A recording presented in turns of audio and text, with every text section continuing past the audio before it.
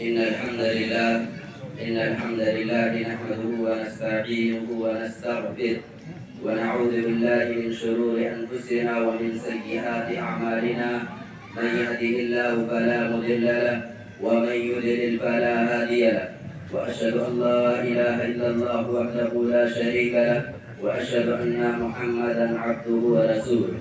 يا أيها الذين آمنوا اتقوا الله حق تقاته ولا تموتن إلا وأنتم مسلمون.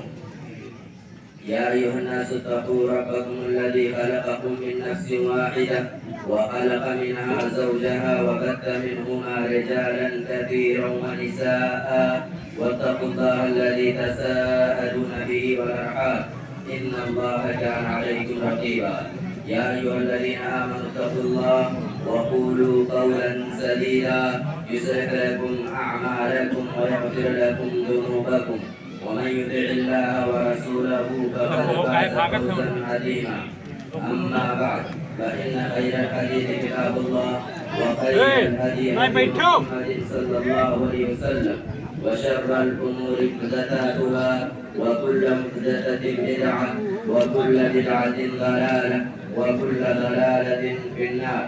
قال الله عز وجل في كتابه العزيز: إن إبراهيم كان أمة قانتا لله حنيفا ولم يكن من المشركين شاكرا لأنعمه اجتباه وهداه إلى صراط مستقيم وآتيناه في الدنيا حسنة وإنه في الآخرة لمن الصالحين. ثم أوحينا إليك أن اتبع ملة إبراهيم حنيفا وما كان من المشركين.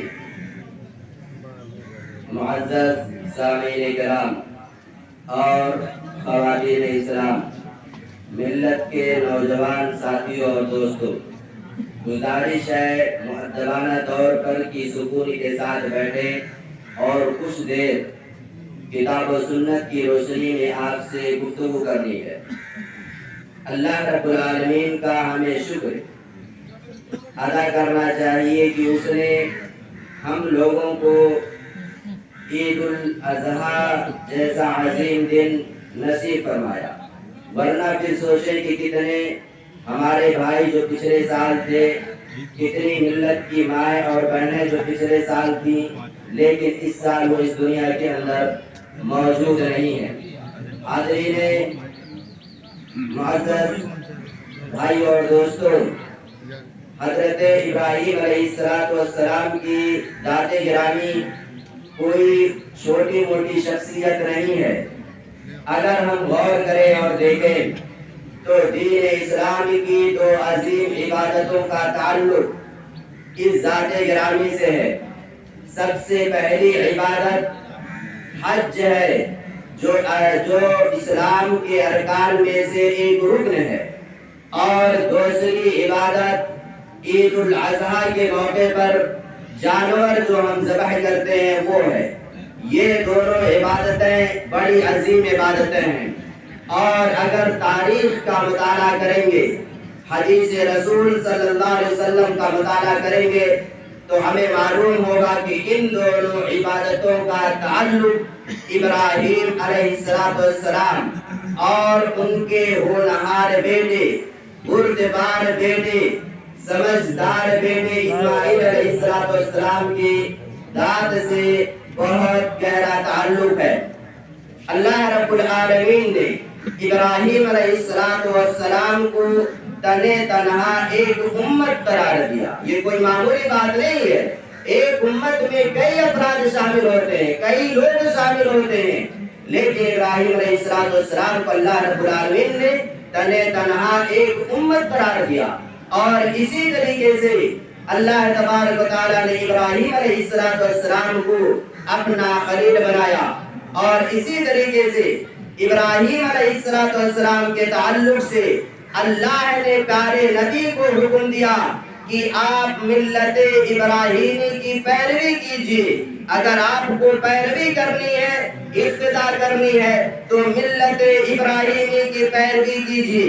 اور اسی طریقے سے اللہ رب العالمین نے قرآن کریم کے اندر کہا قد کانت لکم اسوۃ حسنہ، کہ ابراہیم علیہ السلام کی ذات گرامی یہ دنیا والوں کے لیے اور بطور خاص اے نبی آپ کے لیے اسوہ ہے، آئیڈیل ہے، نمونہ ہے۔ ان کی زندگی کو اپنے سامنے رکھ کر کے ہمیں اپنی زندگی گزارنی ہے۔ اور اسی طریقے سے ایک بار ایک شخص آپ کی خدمت میں آیا اور اس نے کہا یا خیر البریہ، اے مخلوقات میں سب سے بہتر اور سب سے افضل انسان۔ مخاطب آپ صلی اللہ علیہ وسلم کو انہوں نے کیا تھا کہ آپ آدم کی اولاد میں سب سے بہتر ہیں، سب سے افضل ہیں۔ اس وقت اللہ کے رسول صلی اللہ علیہ وسلم نے کہا تھا ذالک ابراہیم، کہ مخلوقات میں اگر کوئی سب سے بہتر ہے، سب سے افضل ہے تو وہ ابراہیم علیہ السلام کی ذات گرامی ہے۔ اور اسی طریقے سے ملت کی ماں اور بہنوں، ابراہیم علیہ السلام کو یہ اعزاز حاصل ہے، یہ رتبہ حاصل ہے کہ چار پشت لگاتار نبی ان کے خاندان میں بنائے گئے۔ دنیا کی پوری تاریخ میں کسی نبی کو یہ مقام اور یہ شرف نہیں حاصل ہے۔ یہ شرف صرف اور صرف ابراہیم علیہ السلام کی ذات گرامی کو حاصل ہے۔ اسی وجہ سے آپ سے جب کسی نے سوال کیا تھا کہ اللہ کی نگاہ میں سب سے معزز اور مکرم کون ہے، تو آپ صلی اللہ علیہ وسلم نے کہا جس کے دل میں سب سے زیادہ خوف ہو۔ انہوں نے کہا میری مراد یہ ہے کہ یہ تمام انسانوں میں سب سے افضل کون ہے اللہ کی نگاہ میں۔ آپ صلی اللہ علیہ وسلم نے کہا ابراہیم علیہ السلام، کیوں؟ اس بنیاد پر کہ چار پشت لگاتار ان کے یہاں نبی بنائے گئے۔ جوڑیے بالترتیب، ابراہیم علیہ السلام نبی، اسحاق علیہ السلام نبی، یعقوب علیہ السلام نبی، اور پوری دنیا جانتی ہے کہ یوسف علیہ السلام نبی۔ یہ چار پشت کانٹینیو نبوت کا تاج ابراہیم علیہ السلام کے گھرانے میں رکھا گیا۔ اب سوال یہ ہے میرے بھائیوں کہ اتنا عظیم مقام، اتنا عظیم رتبہ اللہ رب العالمین نے ابراہیم علیہ السلام کو کیوں دے دیا؟ یہ رتبہ آپ کو کیوں نہیں ملا؟ نوح کو کیوں نہیں ملا؟ شعیب کو کیوں نہیں ملا؟ یا موسیٰ کو یا دیگر انبیاء کو کیوں نہیں ملا؟ اگر غور کریں گے، سیرت ابراہیمی کا مطالعہ کریں گے تو معلوم ہوگا کہ اللہ نے ابراہیم کو جتنا آزمایا ہے دنیا کی تاریخ میں کسی نبی کو اتنا نہیں آزمایا۔ اور اسی طریقے سے ابراہیم علیہ السلام نے رب کی توحید کے لیے جو محنتیں کی ہیں، مشقتیں اٹھائی ہیں، قربانیاں دی ہیں، دنیا کی تاریخ میں کسی اور نبی نے نہیں دی ہے۔ غور کیجئے، ماحول، جس ماحول میں پیدائش ہوئی رب کا نام لینے والا کوئی نہیں۔ ماحول تو چھوڑیے، جس گھر میں پیدائش ہوئی ہے باپ خود اپنے ہاتھوں سے بت بناتا ہے، مارکیٹ میں فروخت کرتا ہے، پورا گھر، پورا خاندان، پورا علاقہ اور پورا ملک کیا کہتے ہیں توحید سے دور ہے اور دیگر معبودان باطلہ کی عبادت کر رہا ہے۔ ایسے ماحول میں توحید کا نعرہ لگانا، توحید کی عظمت کو لوگوں کے دلوں میں پیوست کرنا، یہ کوئی معمولی بات نہیں ہے، یہ کوئی آسان بات نہیں ہے۔ ابراہیم علیہ السلام کی سیرت طیبہ کا مطالعہ کیجئے، کئی ساری چیزیں ہیں، نصیحتیں ہیں جن کا تعلق ہماری زندگی سے ہے، ہمیں اپنی عملی زندگی میں انہیں نافذ کرنا چاہیے۔ اگر غور کریں گے تو سب سے پہلی چیز جو ہے وہ یہ ہے کہ ہمیں توحید کی عظمت کو سمجھنا ہوگا۔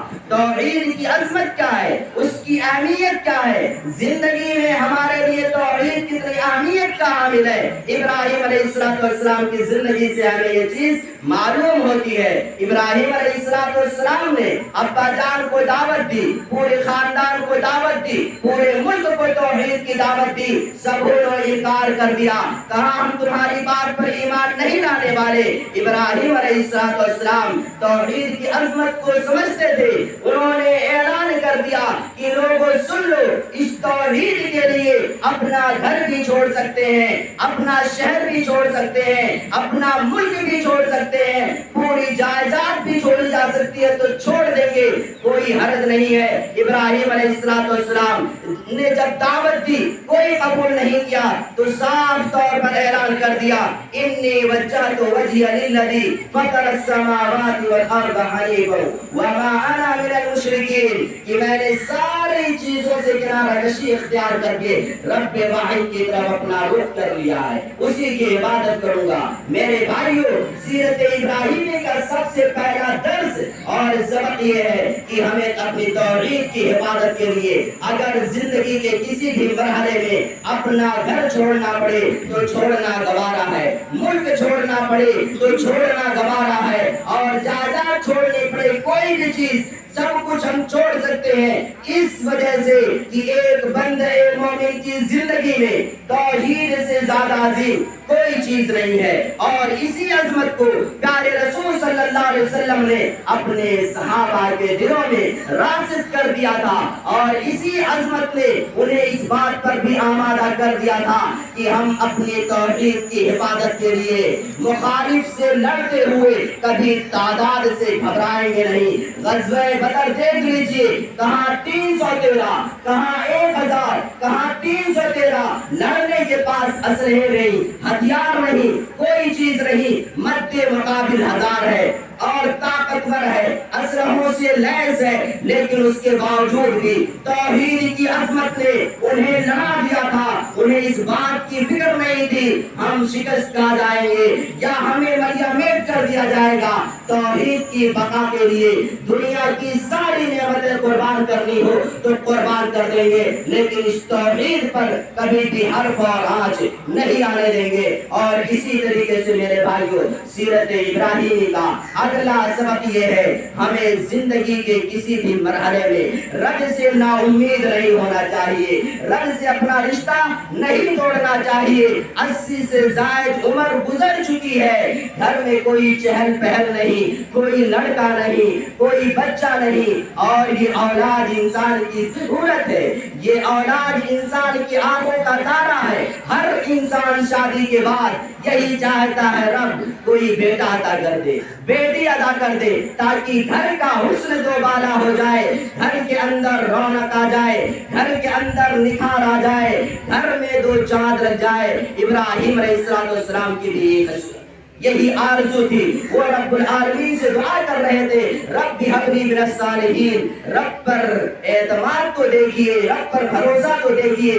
80 سے زائد عمر گزر چکی ہے، جس عمر میں اولاد کے ہونے کے امکانات تقریباً ختم ہو جاتے ہیں، لیکن ابراہیم علیہ السلام نے توحید کی عظمت کا یہی تقاضا سمجھا کہ اگر رب سے اگر مانگنا ہے تو رب سے مانگا جائے، سوال کیا جائے تو رب سے سوال کیا جائے، پیشانی جھکائے جائے تو رب کے سامنے پیشانی جھکائی جائے، اور اگر اپنا ہاتھ پھیلایا جائے تو رب قہار کے علاوہ کسی اور کے سامنے ہاتھ پھیلانے کی اجازت یہ شریعت اور ملت ابراہیمی قطعی طور پر نہیں دیتی ہے۔ انہوں نے رب کے سامنے ہاتھ پھیلایا، کہا رب هب لي من الصالحین، اور لوگوں سن لو ان اللہ علی کل شیء قدیر، اللہ رب العالمین کے بس سے کوئی بھی چیز باہر نہیں ہے، وہ ہر چیز پر قادر ہے۔ 80 سے زائد عمر گزر چکی ہے، رب سے سوال کیے جا رہے ہیں رب هب لي من الصالحین۔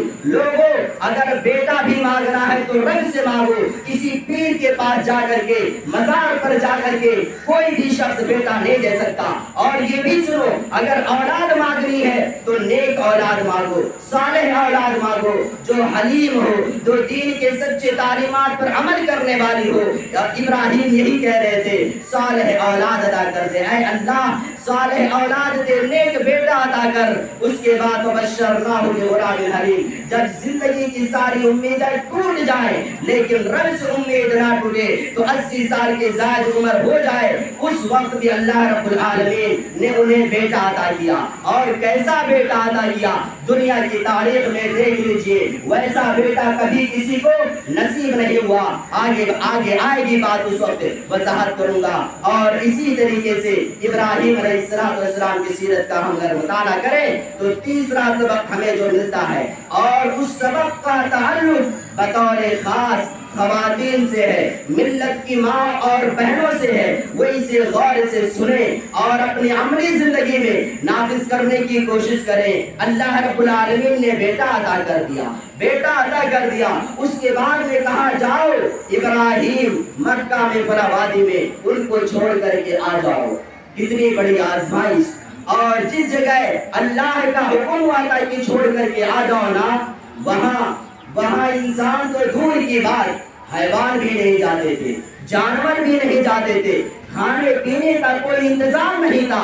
ایسا بھی نہیں تھا کہ اس وادی میں اگر چھوڑ دیں گے تو قافلے آئیں گے، لوگ آئیں گے، کھانے پینے کی چیزیں انہیں فراہم کر دیں گے، کوئی بھی چیز نہیں تھی۔ سوچئے جانور بھی وہاں نہیں جاتے تھے، بالکل صحرا، کہیں کوئی نشان نہیں، کوئی علامت نہیں انسانوں کی آبادی کی۔ ابراہیم علیہ السلام چھوڑ کر کے آ جاتے ہیں اسماعیل کو اور ان کی والدہ کو۔ جب واپس لوٹتے ہیں ان کی والدہ کہتی ہے شوہر نامدار کہاں جا رہے ہو، کہاں جا رہے ہو مجھے چھوڑ کر کے اس وادی میں جہاں انسان نہیں، جہاں جانور بھی نہیں آتے ہیں، یہاں ہمیں تنہے تنہا چھوڑ کر کے کیوں جا رہے ہو؟ کس پر بھروسہ کر کے اور اعتماد کر کے اور کس کے حوالے کر کے جا رہے ہو؟ اور سمجھو ایک عورت کے لیے اس دنیا میں شادی کے بعد اس کے شوہر سے زیادہ قیمتی سرمایہ کچھ کوئی اور چیز نہیں ہو سکتی ہے۔ جس عورت کے شوہر کا انتقال ہو جائے اس کا حسن اڑ جاتا ہے،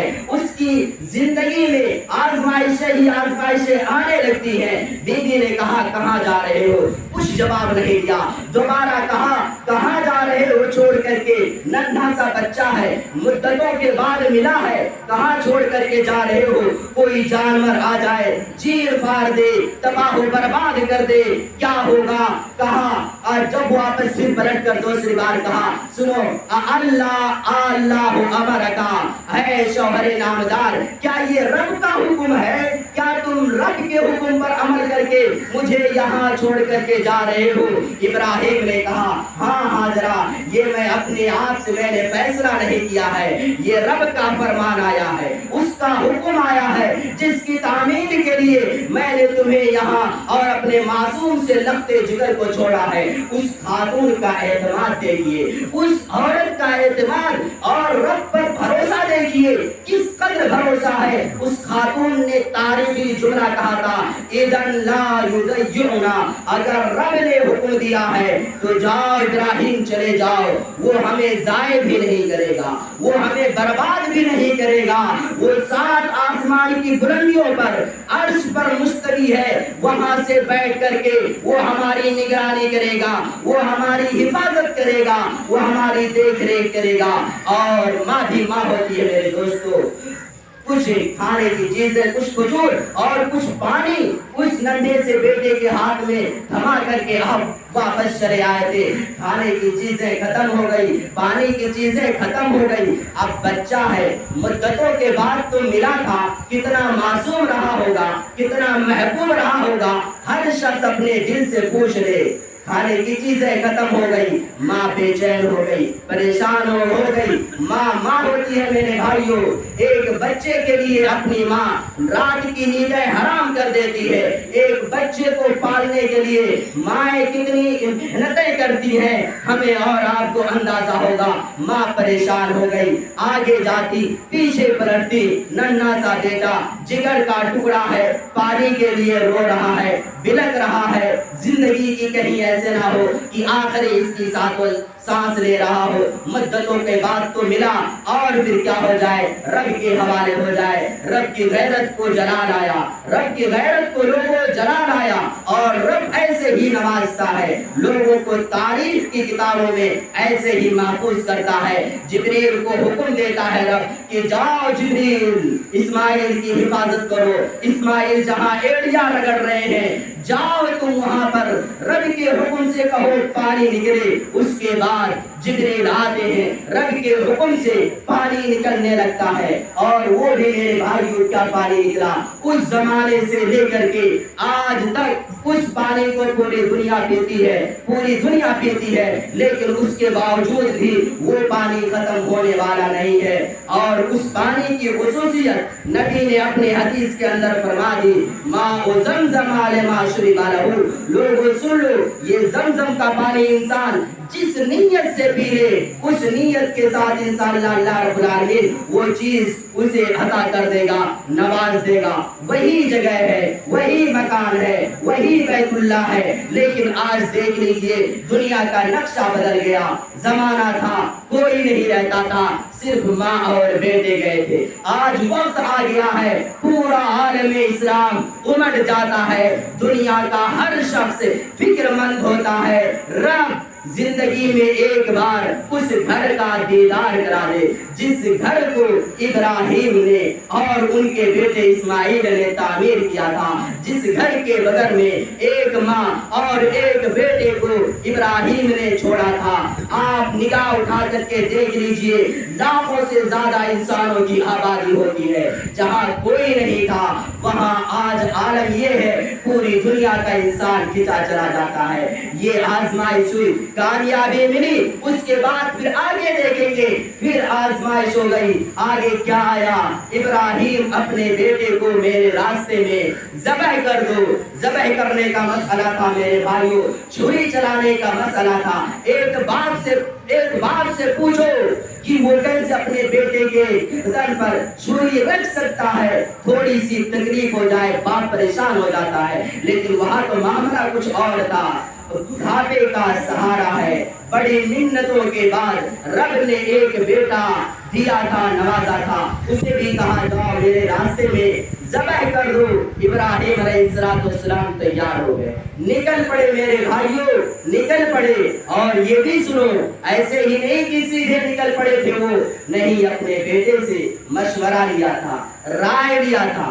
اور یہ رائے لینا، مشورہ لینا اس بات کی وضاحت کرتا ہے کہ ہر باپ کو اپنے بیٹے سے معاملات کے اندر رائے اور مشورہ لینا چاہیے۔ وہ لوگ نکل پڑے، اور جب نکل گئے اور اس کے بعد باپ نے کہا کہ بیٹا میں نے ایسا خواب دیکھا ہے، ایسا معاملہ ہے۔ وہ بھی کتنا نیک بیٹا تھا، کس قدر رب پر اعتماد کرنے والا، رب کا اطاعت کرنے والا بیٹا تھا۔ کہا ابو جان اگر اللہ کا حکم ہے تو پھر پریشان ہونے کی کیا ضرورت، پوچھنے کی کیا ضرورت، جو حکم ملا ہے اس پر عمل کر لیجئے۔ دونوں نکل پڑتے ہیں۔ اس کے بعد ابراہیم علیہ السلام نے اپنے لختے جگر کو لٹا دیا۔ یہ اولاد انسان کی آنکھوں کا تارا ہوا کرتی ہے میرے بھائیوں، یہ اولاد انسان کے لیے آخری عمر میں کام آنے والی چیز ہوا کرتی ہے۔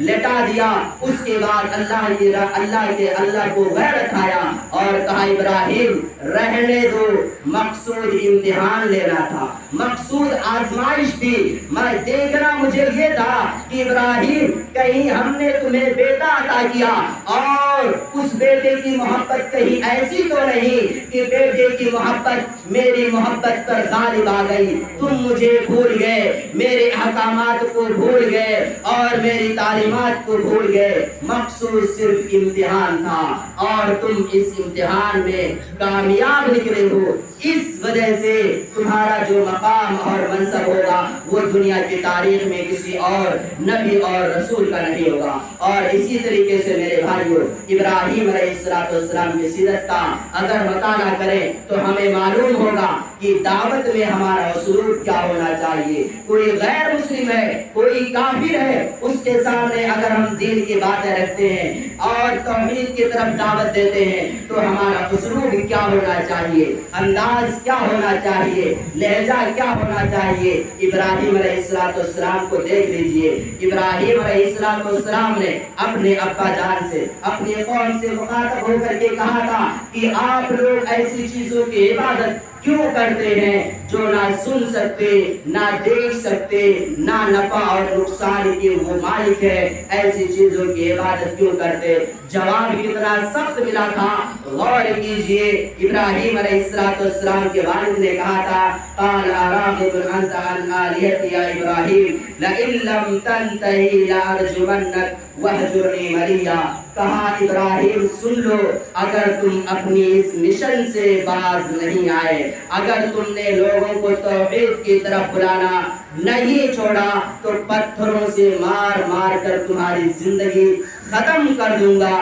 جواب یہ تھا، لیکن ابراہیم علیہ السلام نے اس کے جواب میں کیا کہا تھا؟ قال سلام علیک ساستغفر لک ربی انہ کان بی حفیا۔ کہا ابا جان آپ پر سلام کی ہو، آپ پر اللہ کی رحمت ہو، میں آپ کے لیے استغفار کرتے رہوں گا، دعا کرتے رہوں گا کہ اللہ رب العالمین آپ کو ہدایت دے دے، سیدھے راستے پر چلنے کی توفیق دے دے۔ اس وجہ سے میرے بھائیوں، زندگی کے کسی بھی حصے میں اگر ہم دعوت کا کام کرتے ہیں اور ہمارے ساتھ لوگ غلط طریقے سے پیش آتے ہیں تو ہمیں ابراہیم علیہ السلام کی زندگی پر جانا چاہیے اور وہاں غور کرنا چاہیے کہ ان کے گھر والوں نے بھی تو یہی کہا تھا، اس سے خطرناک اسلوب اور لہجہ اپنایا تھا، لہذا یہ تو پوری دنیا، یہ تو تاریخ رہی ہے دعوت کا کام کرنے والوں کے لیے کہ جب وہ دعوت کے لیے نکلتے ہیں، اللہ کی طرف لوگوں کو بلاتے ہیں تو کچھ لوگ ایمان لے کر کے آتے ہیں اور کچھ لوگ غلط انداز میں ان سے گفتگو کرتے ہیں، انہیں گالیاں دیتے ہیں، کیچڑ اچھالتے ہیں، ان کے تعلق سے غلط انداز میں گفتگو کی جاتی ہے۔ اس وجہ سے اس پر بھی اگر کوئی شخص صبر کرتا ہے تو اللہ رب العالمین ہمیں اجر دے گا۔ آخری بات میرے بھائیوں، ابراہیم علیہ السلام کی ذات گرامی سے جو عرض کرنی ہے تو بہت ساری باتیں، چونکہ وہ ایک پورے نبی تھے، اللہ نے انہیں پورا ایک امت قرار دیا تھا، لیکن آخری بات ہے، اس کے بعد اپنی گفتگو ختم کر دوں گا، اور وہ یہ ہے کہ اللہ رب العالمین نے ہمیں جو انعامات دیے ہیں، جو رحمتیں نازل کی ہیں اور اپنی نعمتوں سے اس نے مالا مال کر رکھا ہے، دنیاوی نعمتیں ہیں، آخرت میں جو نعمتیں ہمارے لیے تیار کر رکھی ہیں اس پر ہمیں اللہ رب العالمین کا شکر ادا کرنا چاہیے۔ اللہ تعالیٰ نے ابراہیم علیہ السلام کے حوالے سے کہا ہے شاکرا لانعمہ، جو نعمتیں اللہ رب العالمین نے انہیں دے رکھی تھی، نواز رکھی تھی، ان نعمتوں پر ابراہیم علیہ السلام اس کا شکر ادا کرتے تھے۔ اس وجہ سے میرے بھائیوں، ہم تمام لوگوں کو چاہیے اور ملت کی ماں اور بہنوں سے بھی گزارش ہے کہ وہ ابراہیم علیہ السلام اور حاجرہ علیہ السلام کی سیرت کا مطالعہ کریں، کیونکہ ان کی زندگی بڑی عظیم ہے، بڑے عظیم وہ انسان تھے۔ اللہ تعالیٰ نے خود نبی کو کہا ہے اے نبی آپ ان کی ابتدا اور پیروی کیجئے، تو آپ اندازہ لگائیے جس کے حوالے سے اللہ نے نبی آخر کو کہا ہے ابتدا اور پیروی کیجئے، وہ کتنا عظیم اور کتنا مہان انسان ہوگا۔ قرآن اور حدیث کے اندر ساری چیزیں موجود ہیں۔ اللہ رب العالمین سے دعا ہے الہ العالمین تو ہمیں اللہ کے رسول صلی اللہ علیہ وسلم کو زندگی کے ہر معاملے میں اپنا اسوہ اور رہبر بنانے کی توفیق دے، آمین۔ الہ العالمین تو ہمیں ابراہیم علیہ السلام کی سیرت کا مطالعہ کرنے کی توفیق دے، اور جو کچھ عبرت ان کی زندگی میں موجود ہے ان تمام عبرتوں پر، نصیحتوں پر ہم تمام لوگوں کو عمل کرنے کی توفیق دے،